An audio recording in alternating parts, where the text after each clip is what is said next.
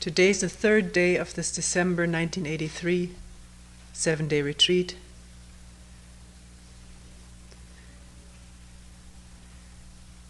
And we will work on a Koan. Before getting to this, I want to say something which I did not say yesterday. I forgot about it. But it is important enough to say today.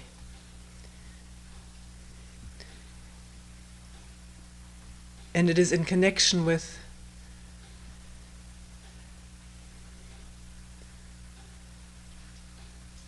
what somebody had brought up about the violence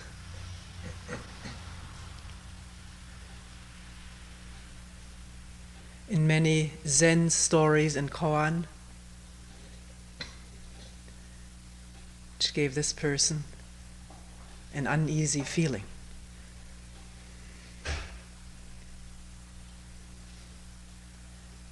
We had read about Gute cutting off the boy's finger. But there are, in most, many, I have not made a statistical analysis of it, Zen Koan, Zen encounters, the use of fists, of clouts, shouting, tripping someone, pushing someone over, slamming a gate on somebody's leg.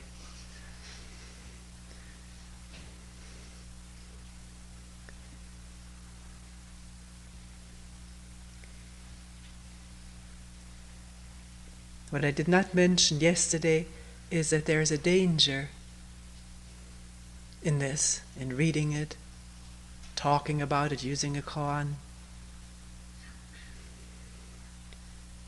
The danger of setting it up as a model. Setting the Zen teacher or the Zen disciple, the Zen monk, the tough guy, the one who can take it or who can dish it out without worrying about superficial hurt because it's aimed at killing ego. Setting this up as a model, as a teacher or as a student. Student in quotation marks, I don't like this word.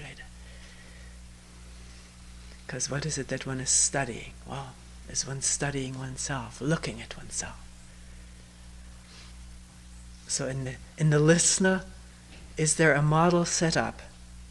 And if one listens to these stories long enough and they are said with a certain expression of admiration, it happens that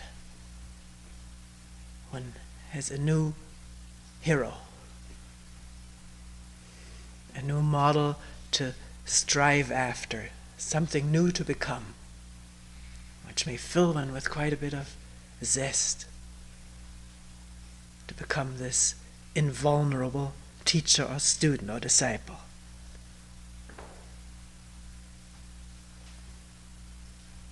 Which is not at all the meaning of these koan, but may very well be the effect of them on listeners. To sort of stage new Dharma dueling, revive it after 1500 years, and one can become what one may think is skillful about it.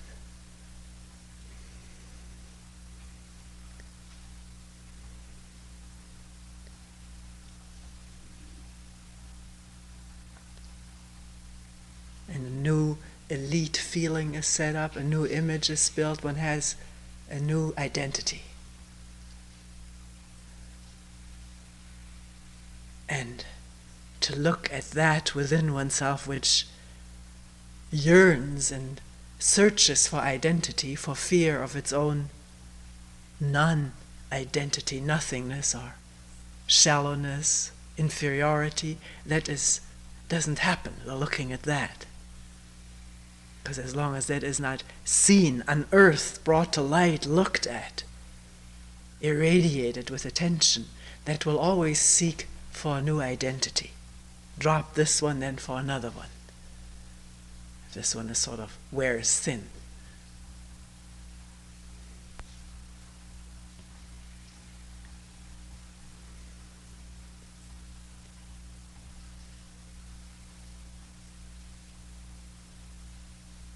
Somebody asked me whether I consider what we're doing here as a religion. The answer was that as I see this work, it has a religious quality to it.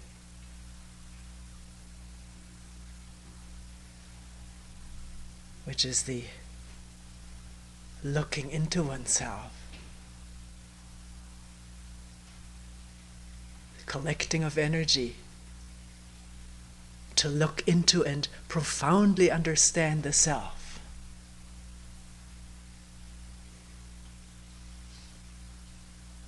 So that there can be not only self-understanding, which is no self, and also a relationship of love and compassion with everyone and everything of this earth. Not a relationship of exploitation for my use or the use of my larger family, be it the family or the group I'm identified with, the church, the nation, or whatever. But a breaking down of all of these barriers, all of these artificial barriers which seem to serve to enhance me but do not. They bring about division, separation among the human family.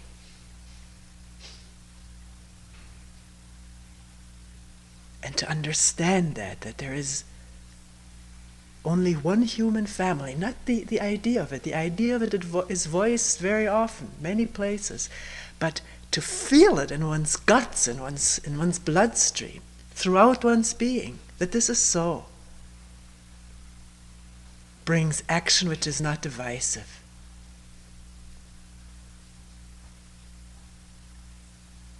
If one forgets about it and climbs back into the shell of me, then there is immediately divisiveness and separation and isolation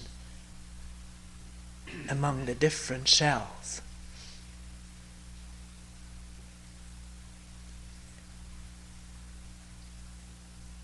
Do I regard Koan work as the supreme path?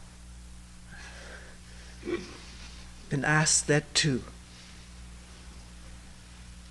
Of course not. It's not even a path. I do use koans because I've got them here. They're a good base to start out from.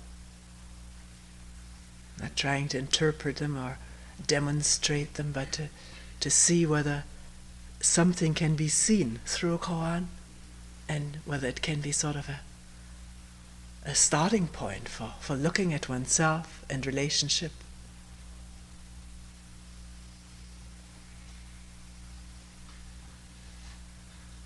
Some people who wish to work on koans,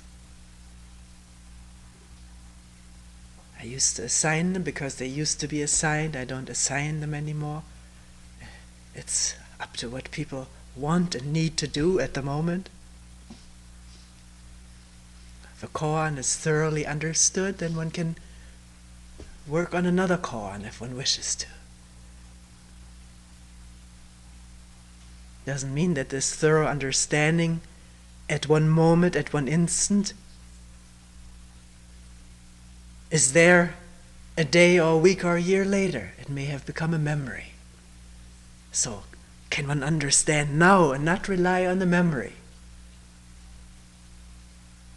Derive vicarious feelings of gratification or pride from what has happened once, when one understood a koan. It's meaningless. It doesn't serve anything except as a memory. If one doesn't understand now, what good is it that I understood once in the past? And this understanding is always new, and it is always available. to anybody, not just people working on koans. And in working on koans,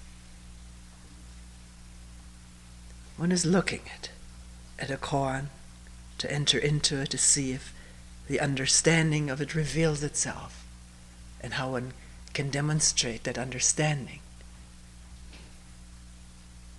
But it doesn't matter what one looks at. One may listen to the rain, or look at a flower, at the lake, or at another human being.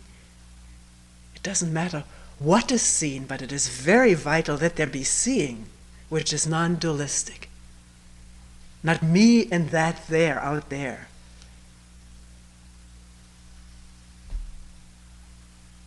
Which is sort of not me.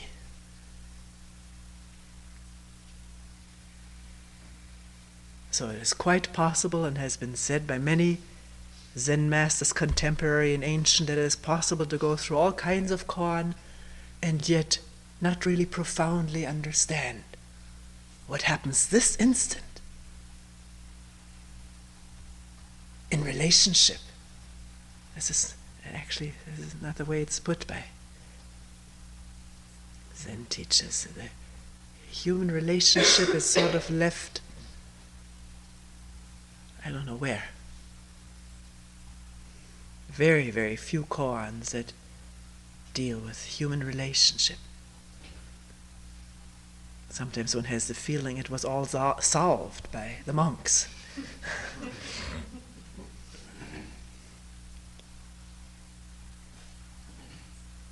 Maybe this is why people become monks, because then maybe human relationship can be resolved. The problems of it. But one may find upon entering a monastery, one enters into the same hierarchical structure, the same system of jealousies, intrigues, power struggle.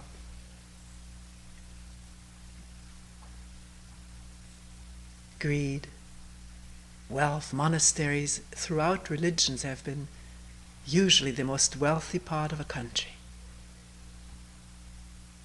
Monasteries and churches. Somebody told me, who traveled in Korea right after the war, when the country was totally impoverished, there was enormous wealth in the Korean Zen monasteries. Because this is where people took their last bit of something to gain merit, maybe for the next life, or for this life, through giving and somebody spiritual bestowing it upon one.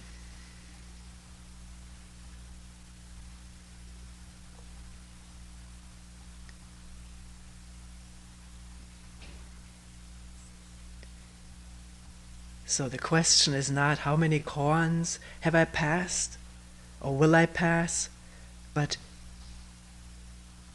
can I even see the koan of my daily life? Or does it run smoothly, without conflict, without resistance or opposition? I don't need to study koans. But koan study does not ensure that. The seeing has to be fresh. You cannot accumulate it from koan study and then carry it in your daily life. Seeing has to be fresh, to be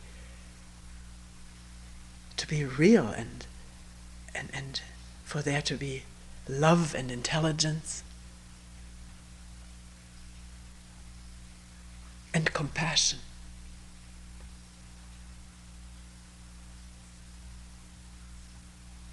Which is not the love of self, but the love of everything and everyone, unconditionally.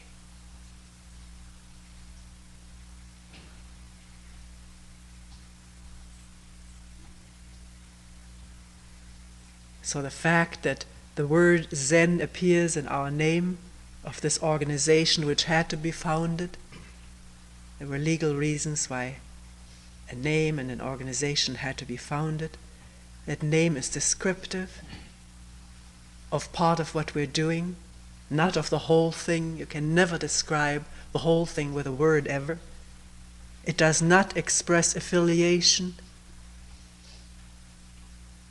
with any religion, any sect, any dogma, any path.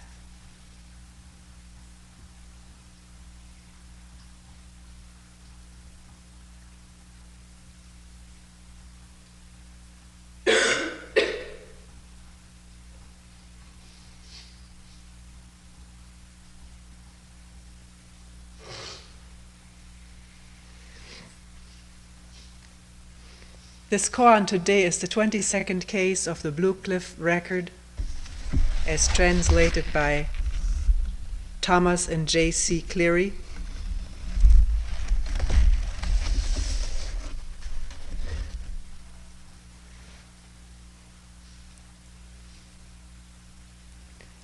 And the title is Shueh Feng's Turtle-Nosed Snake. Shueh Feng's Turtle-Nosed Snake.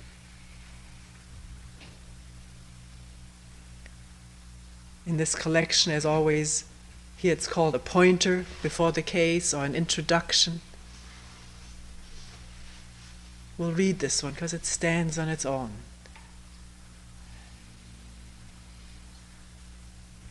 It says, there's nothing outside the great vastness. There's nothing outside the great vastness. It's as fine as atomic dust.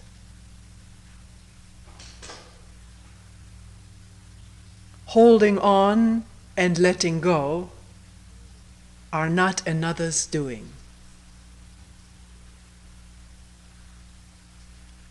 Rolling up and rolling out rests with oneself. Another translation of this is developing and declining rests with oneself. If you want to free what is stuck and loosen what is bound, you simply must cut away the traces of thought and swallow the sound of words. Swallow the sound of words.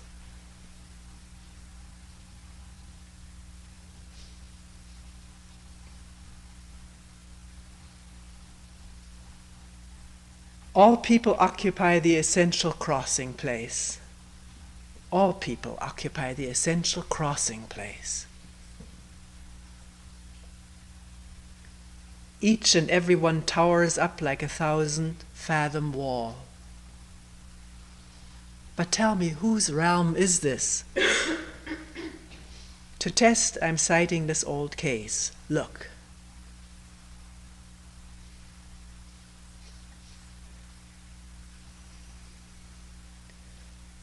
Here. Has been and can be interpreted in many ways, but one doesn't need to interpret it all. One can just listen to it. Holding on and letting go are not another's doing. It's got to happen here, if it's going to happen any place.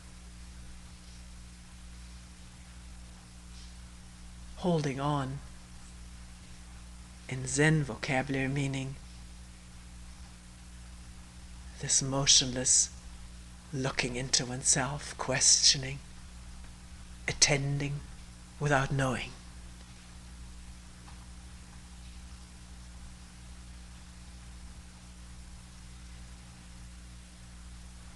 And letting go? What does it mean to let go?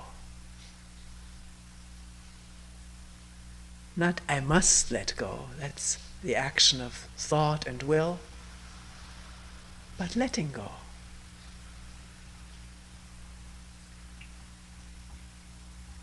It's happening on its own.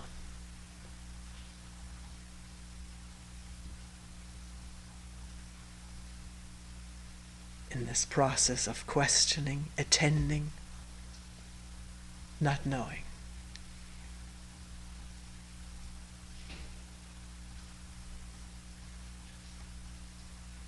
All people occupy the essential crossing place. A crossing place.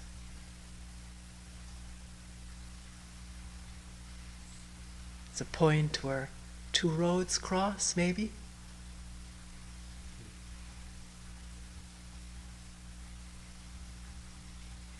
A crucial place, a crucial word also has the word cross in it.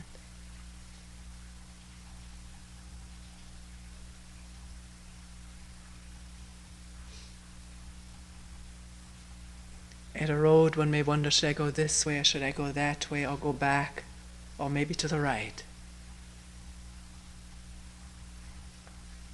Or there may be no choice at all.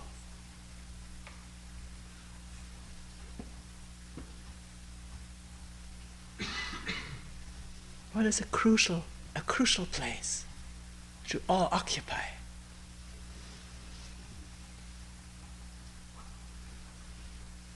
Meaning it's all within oneself.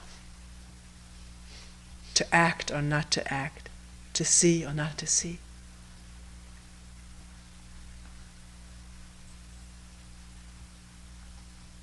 It is not imposed. It may be imposed, but it need not be imposed.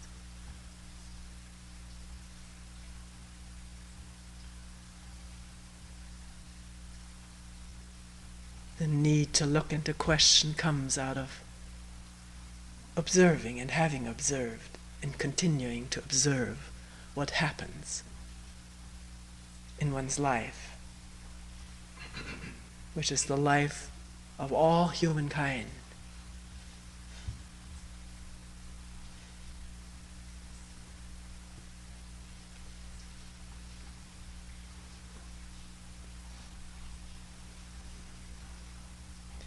This is the case.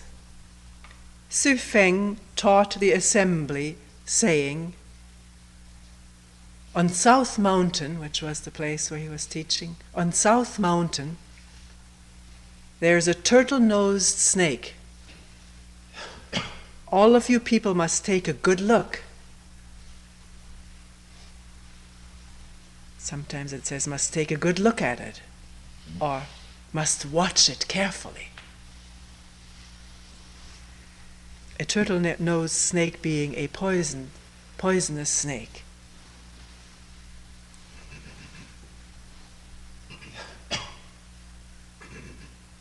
That's all he's saying according to this case.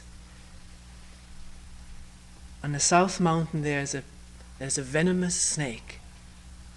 All of you people must take a good look, watch it carefully.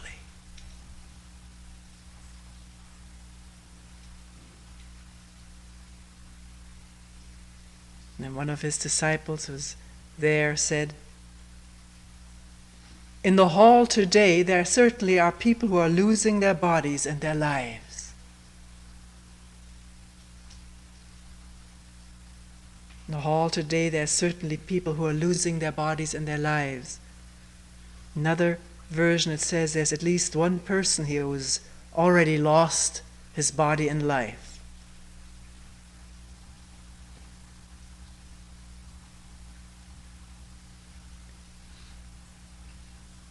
And then this story, if you'll call it a story, was carried to some other disciple. He was asked, what would he say to that? On the South Mountain there is a poisonous snake, better watch it carefully. And that one said, why make use of the South Mountain? On another version it says that poisonous snake is everywhere.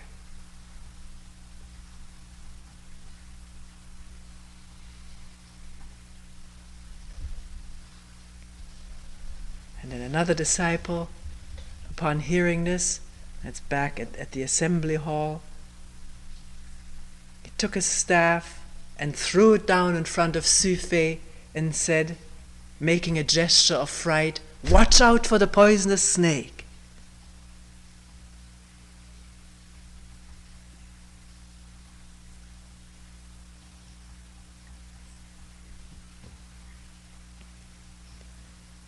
The title of the Koan is Shueh Feng's turtle-nosed snake. It's interesting, the other day when we were contacting neighbors about their reaction to our buying up this large piece of land next to them and meeting them. One person, I wasn't there, but I was told, one person wondered whether there were snakes in our religion.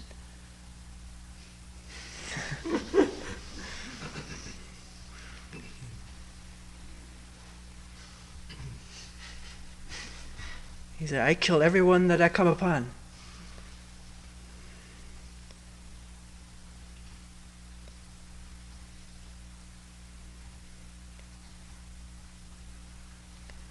It's not such a strange question, actually. Thought a little bit about it, because snakes were ancient, the ancients, most ancient of religious symbols in many, many different parts of the world. Sophisticated religions and among primitive tribes. Snake very often being a symbol of fertility and worshipped as such. It was worshipped as such in the lands that were then occupied by the Semites, and it was in the Old Testament that the snake assumed sort of a satanic role, diabolic role of temptation, and was condemned. But it's very few religions in which the snake is condemned. And the function in the Old Testament of the snake is tempting man, or rather woman in this case, to eat of the tree of knowledge, which is the end of paradise. Eating of the fruit of knowledge, the end of paradise.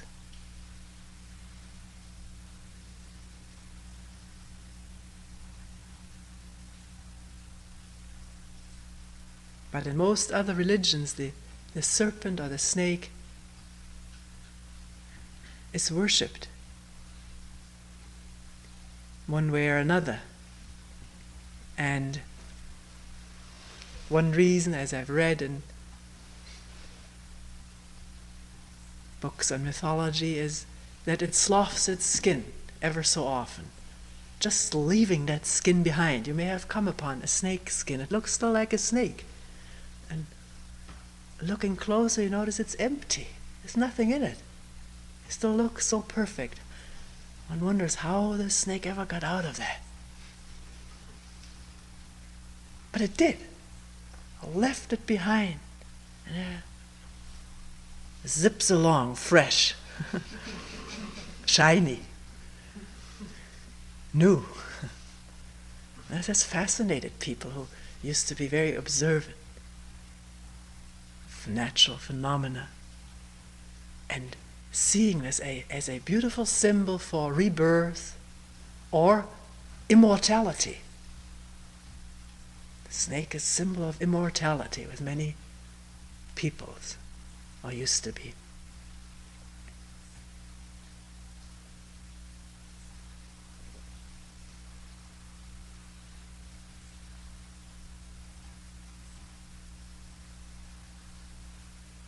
Because another characteristic of the snake is its poison, which in right doses, under the right circumstances, is also a healing substance. The symbol that the medical profession still preserves to this date are the two snakes entwined around a staff, maybe meaning, I haven't inquired into it, meaning the two aspects of life and death as one. The life-giving quality of poison.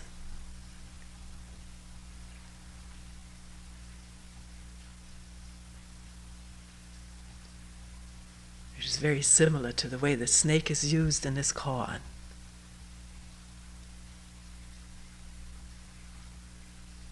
On this mountain there's a poisonous snake. You better watch it carefully.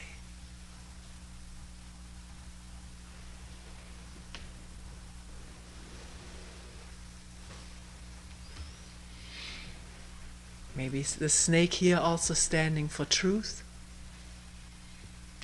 For truth, which is so hard to take for all of us. So hard to take as long as we cling to ideas and prejudices, which have become me.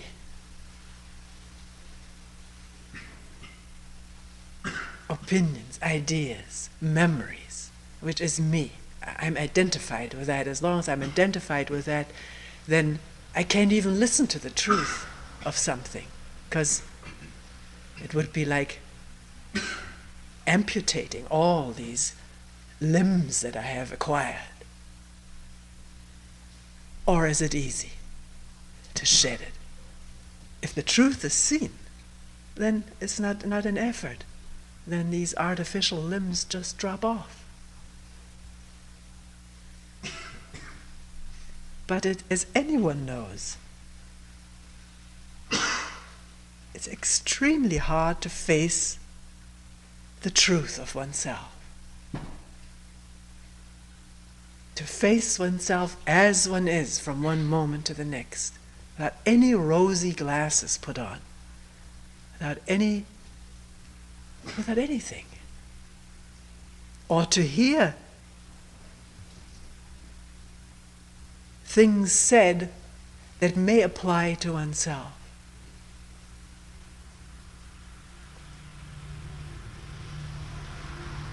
Actually, it's only difficult when one thinks about it. The thinking about it is what feels so poisonous, and all one's thoughts are poisoned. When one starts thinking, oh, this is all just negative things about the human beings. Why can't she or he say something positive? There must be something good about us.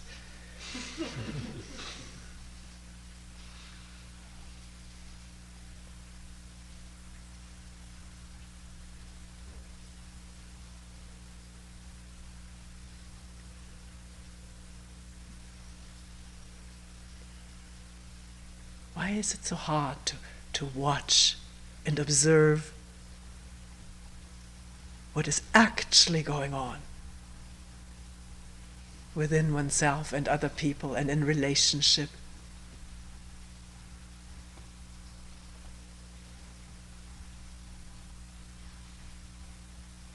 And what is it that is getting poisoned? There's a verse which is to a koan in the Mumonkan, in which Mumon talks about a teacher saying this teacher, about whom he is writing, has poor taste, he spreads poison limitlessly. And then watches the poor monks writhe with the piercing eyes of a devil.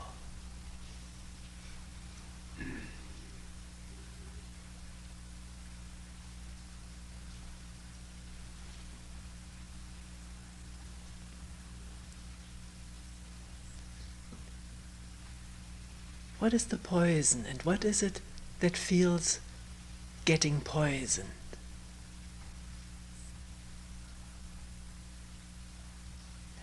It bears looking at it. It needs to be looked at if this is the feeling.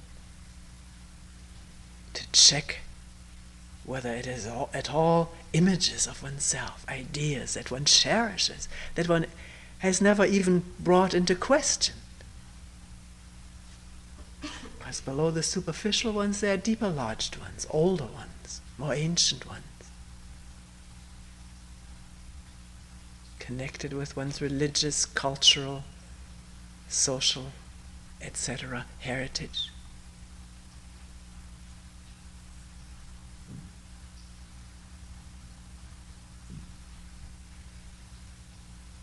If one watches a snake, if I've never come upon a poisonous snake, so I can't talk from experience. But those who have say, you watch. At that moment, you watch. Move.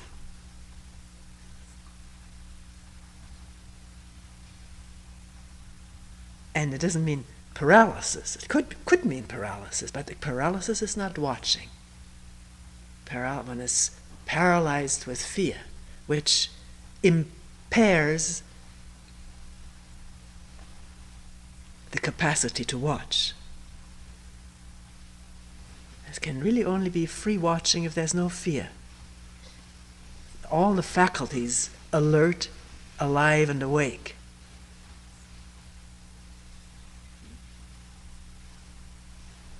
Talked to 2 people recently who wandered for 4 months along the Pacific Trail, and they ran into 4 or 5 bears at different occasions.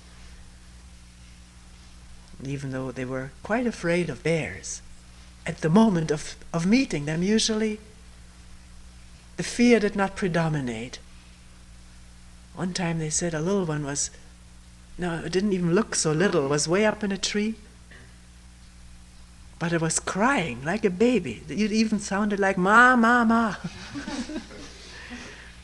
So they had a hunch that this was a baby, and they left, got out of the way, and quickly this little bear climbed down and ran away, and later they saw it was a mother. It was a very intelligent way of being. If they had been with this baby in that proximity, trying to take pictures and watch it, may have been trouble with the mother.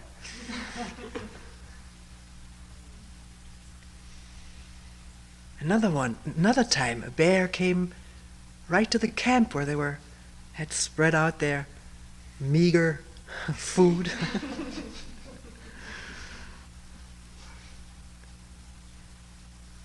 And a man said, "Hello, bear, but please go away." Just spoke to him, and the bear went away.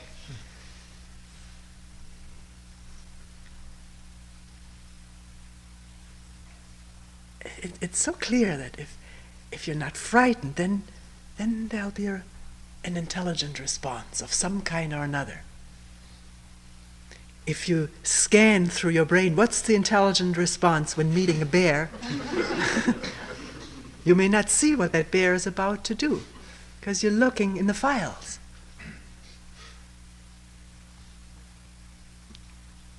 It may cost you your life, or maybe your food.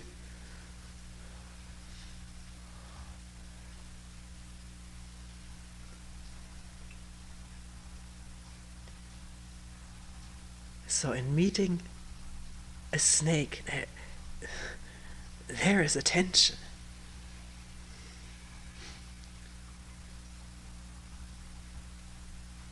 It's a very critical situation, of course, and the body prepares for that attention, adrenaline in the system, and it's a matter of life and death, and then one attends, and one doesn't have to say, all right, now I have to practice attention to meet the snake.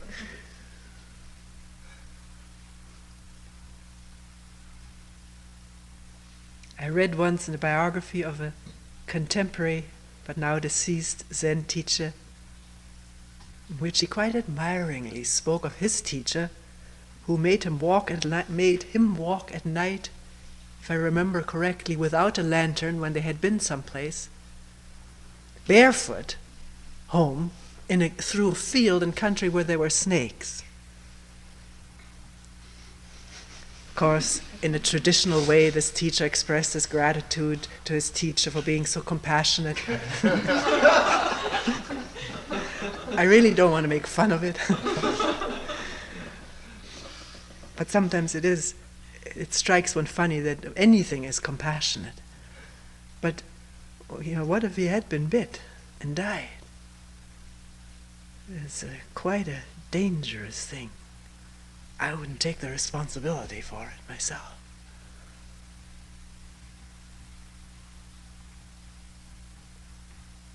To ask an attendant to do that.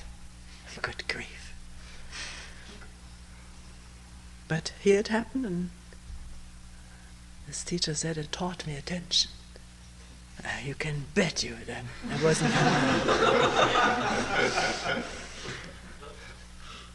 It wasn't a step that was taken. It wasn't. The foot was put down with. And no other thought in the mind. And therefore enormous energy, probably to just jump over 10 snakes.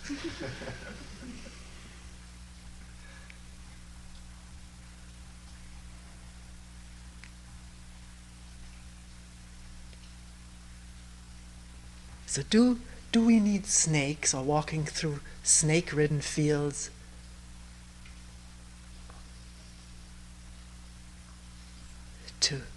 To have this attention? And what if once we walk down the paved sidewalk, is it then there as it was there? Do we carry that over? I wonder if we do.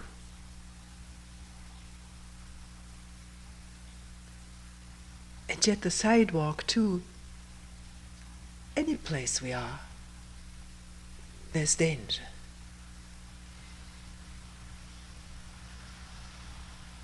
And I'm not speaking of the danger that an atom bomb may come this way and then the other one goes the other way. Or the danger that a car may run up on the sidewalk and hit me. Or I may have a heart attack.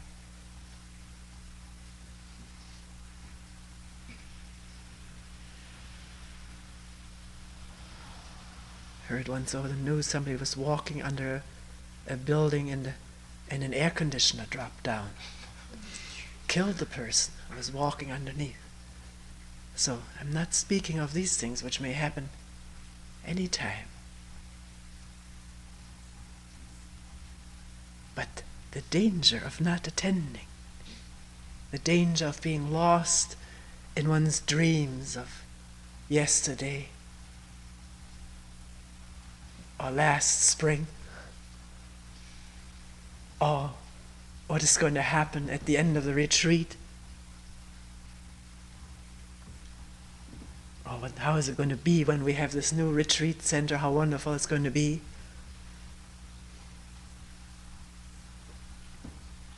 Or how muddy, with so much rain. Any fantasy, any thought in which one is locked out of fear or wanting to garner or pursue pleasure is the absence, the total absence of attention to what's going on right now,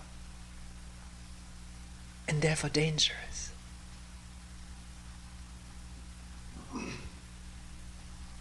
But we don't see that, or do we?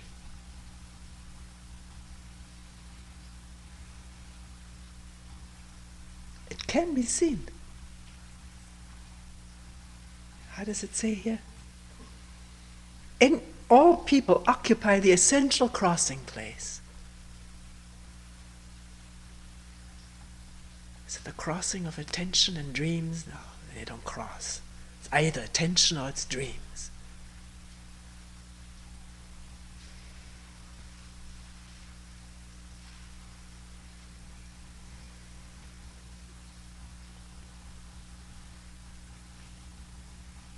But one can see it is possible to see a fantasy come up, a fantasy in the making, and see that this will occupy the whole horizon, the whole sky, the whole earth. Everything will be occupied with that. One can predict it as one sees it arise, and one can say no to that and listen or attend to what's going on. It's entirely possible. There's no magic to this at all.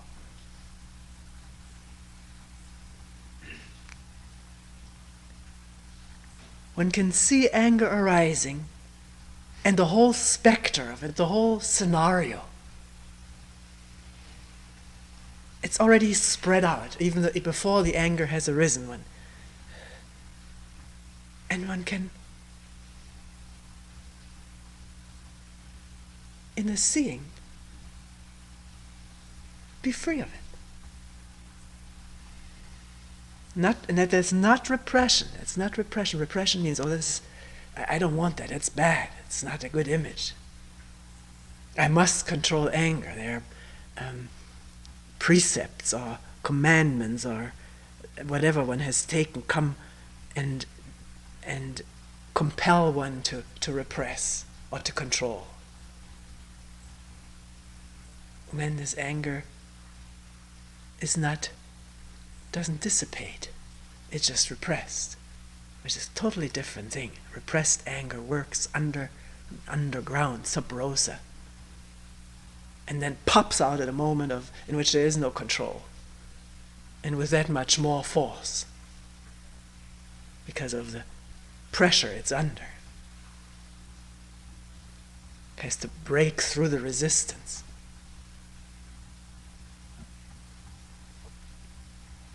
But if anger is seen, or fantasy is seen for fantasy, it dissipates, it goes like the clouds. Leaves the place vacant.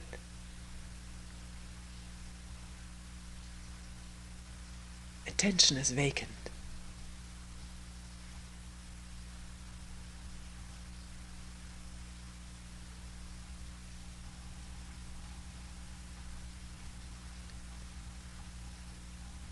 We so often long for vacation. We're so busy, day to night, busy with things, one thing after another, and one longs for vacation, and then when one is on a vacation, one wonders, what am I going to do now? And the compulsive mechanism is still churning, like a mill that wants grain fed into it. Can that come into attention? The compulsive mechanism of one's life, not the content of it, what I'm compulsive about, because then I get involved in thinking about it, condemning and think how bad it is, or how much more compulsive I am than the other people. They seem to be so much less so, and more compulsive thinking about compulsion. But the churning itself is palpable. It's experienceable. It can come into this vacant attention when there's listening motionlessly, silently, without intending to control, without expecting magical results.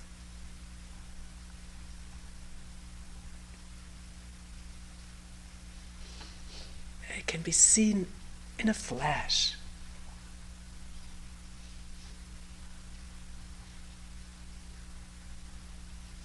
And the seeing already starts diffusing it.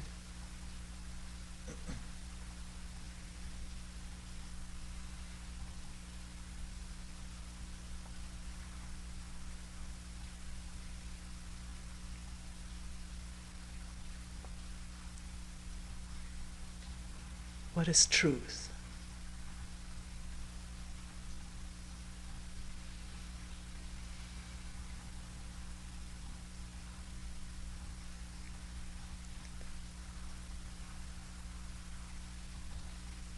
What is Mu? Who am I?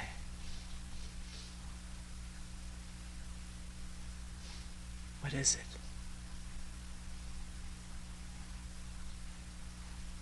When I'm void of ideas about it, seeing that they are a hindrance, that they're memory, that they're fantasy.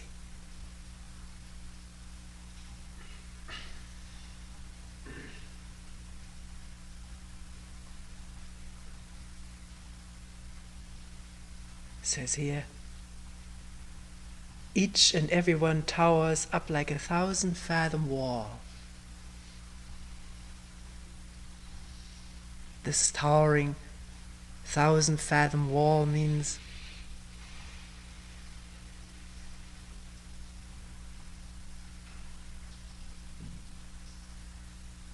not thrashing about after this or that.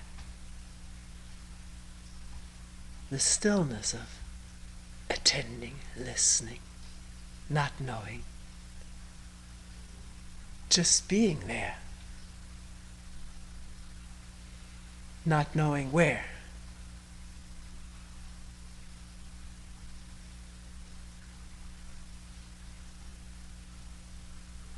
Or who.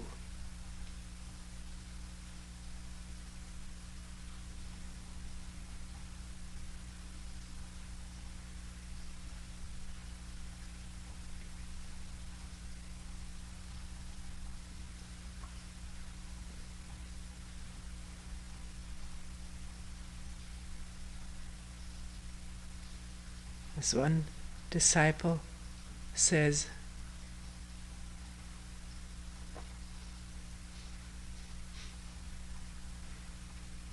in this hall today there are people who are losing their bodies and their lives.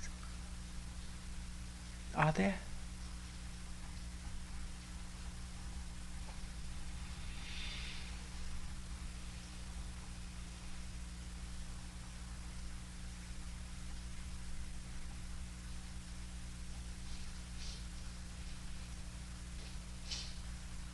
Was one clinging to this body, worried about the pain or fearing what may happen to it. If one inquires too deeply into not knowing, nothing happens to the body. No matter how achy it is, how excruciatingly painful, when one gets up and walks around, may limp for a while, and then all of a sudden the limp is gone.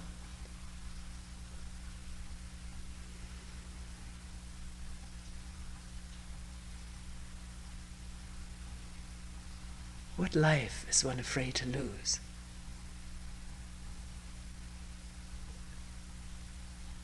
When it's fully alive, there's nothing to be lost. But we live the life of images. Is it that what we're afraid to lose? The image of myself? The continuity of the image of myself? Is that the crucial fear?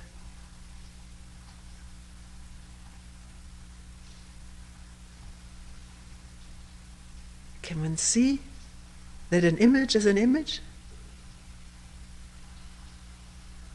And that it separates us from what actually happens here, and it separates us from another person, because I want to be taken as my image. I want to be reacted to as my image demands. One sees it as the source of conflict, strife, difficulty, separation and isolation. Then why hold on to it? It must be seen, that's clear. Thinking about it doesn't stop it, it just creates more. I must be one without an image. Another one.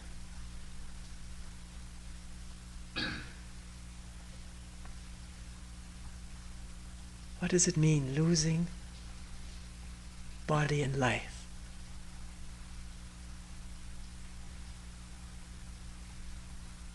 Dying in the mo, or who, or what is it? Dying to all one's thoughts about oneself.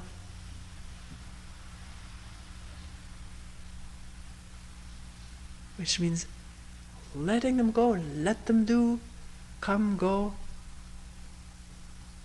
not identified with them. It's another thing that makes it so hard to be free from the influence of thoughts, that we think they are my thoughts, and therefore there's something precious about them. But they're not my thoughts, they're thoughts. Everybody has pretty much the same ones.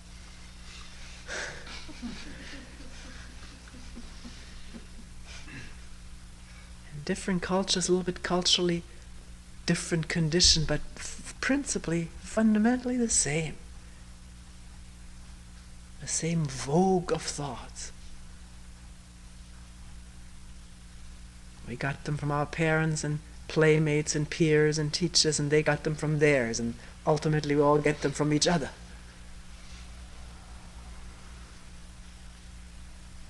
This uniqueness of my thoughts, my preciousness, which we cling to. But where did I get the preciousness from? Maybe it merits for one to look at it if one is really attached to that. Where did I get it from? At best from the genes of my parents, and where did they come from? From theirs, and back we are to Adam and Eve, eating from the tree of knowledge.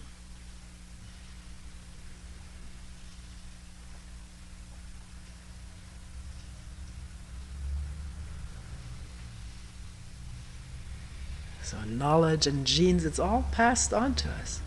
We may rearrange some thoughts and come out with a new theory. But it's really not new if you look at it. What's new about your thoughts?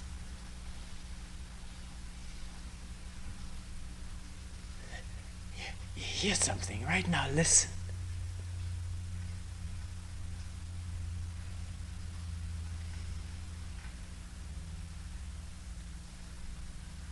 And if there's no thought, no description of it, it's new. It's just this. But if you say it's an airplane, then it makes it old.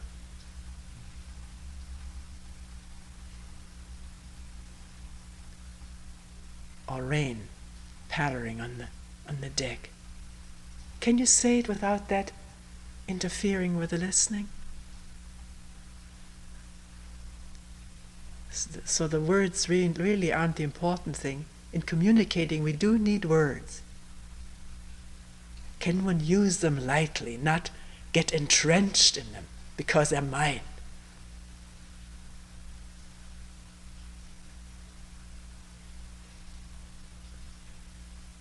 But lightly get off of them. Because they're nobodies, they're just words. Thoughts, memories. What's real?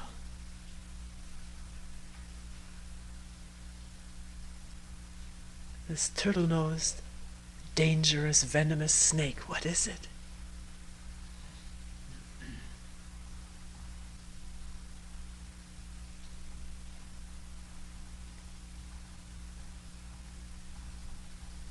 The other disciple says, why just say on this mountain? It's everywhere.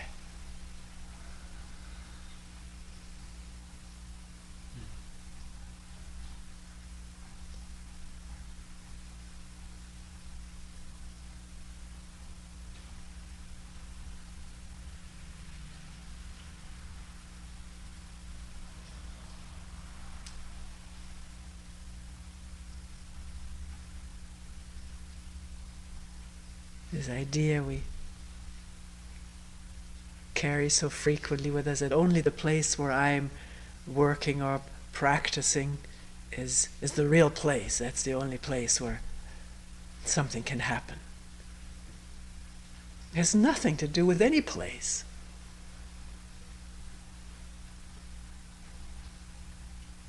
This is very hard to swallow.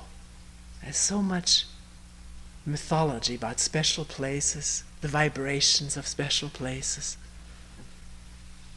When these Castaneda books were in vogue, a lot of people pilgrimaged to Mexico to find the special places of power on which Carlos and his teacher were gassing up to get the power. Because you say, well, you're ridiculing this, but this is much older than you are. The Indians had special places of power. American Indians or Indian Indians.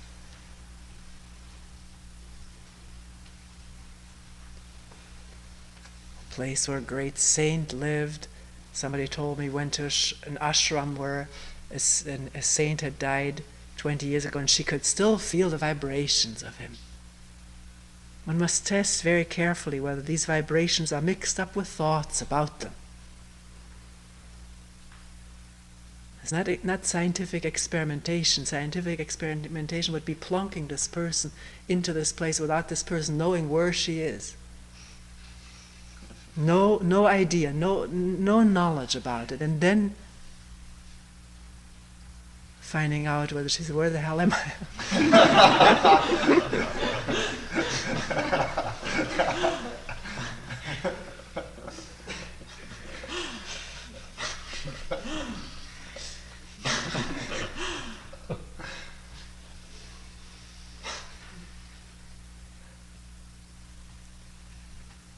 You may think I'm trying to put things down. I'm not. I'm looking at it, questioning everything. When there's the energy of vacant attentional awareness, then there's energy. It isn't bound to a place.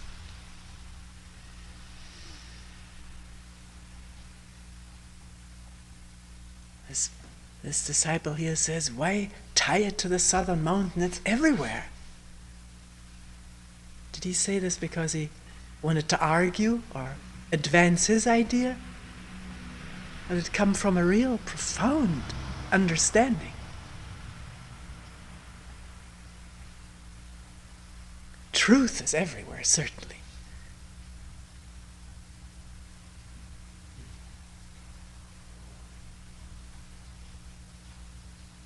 Maybe there are or aren't special places of accumulated energy. So one goes there, one feels it. Maybe it's real. Maybe you can prove it scientifically. It is so. And then you leave that place, then where are you? Did you take it with you? Can you take it with you? Who are you? Wanting to take it, wanting to have it, preserve it, generate it, arouse it.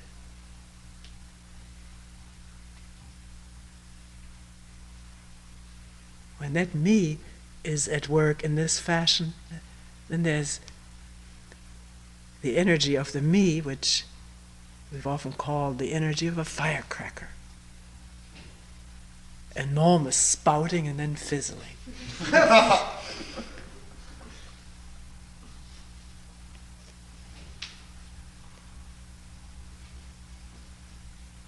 Oh my.